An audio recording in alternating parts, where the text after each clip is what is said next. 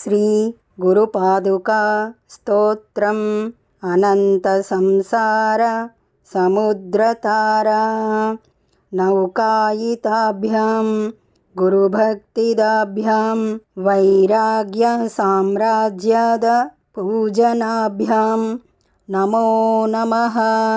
శ్రీ గురుపాదుకాభ్యాం కవిత్వవారాశి నిశాకరాభ్యాం దౌర్భాగ్య దావాంబుద మాలికాభ్యాం దూరీకృతానమ్ర విపత్తతిభ్యాం నమో నమః.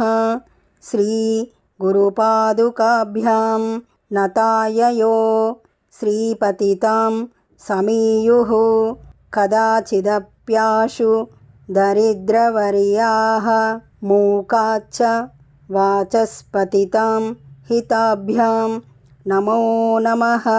శ్రీ గురుపాదుకాభ్యాం నాళీకణికాశ పదాహృతాభ్యాం నానావిమోహాది నివారికాభ్యాం నమజ్జనాభీష్టతతిప్రదాభ్యాం నమో నమః.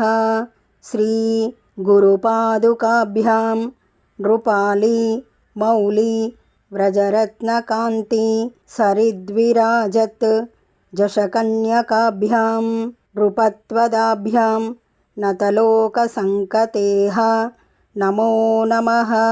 శ్రీ గురుపాదుకాభ్యాం పాపాంధకారార్క పరంపరాభ్యాం తాపత్రయాహీంద్ర ఖగేశ్వరాభ్యాం జాడ్యాబ్ది సంశోషణ బాడభాభ్యాం నమో నమః.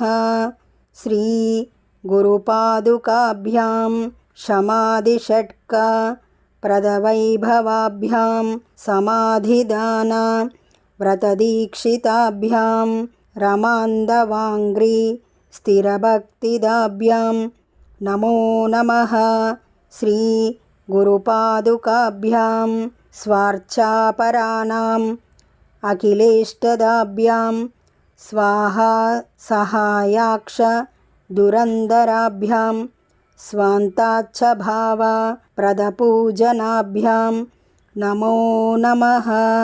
శ్రీ గురుపాదుకాభ్యాం కామాదిసర్ప వ్రజగారుడాభ్యాం వివేకవైరాగ్య నిధిప్రదాభ్యాం బోధప్రదాభ్యాం ధృతమోక్షదాభ్యాం నమో నమః. శ్రీ గురుపాదుకాభ్యాం. ఈ శ్రీ గురుపాదుకా స్తోత్రం మీకు నచ్చినట్లయితే లైక్ కొట్టండి, దగ్గర వాళ్ళందరికీ షేర్ చేయండి, ఈ ఛానల్ని సబ్స్క్రైబ్ చేసుకోండి.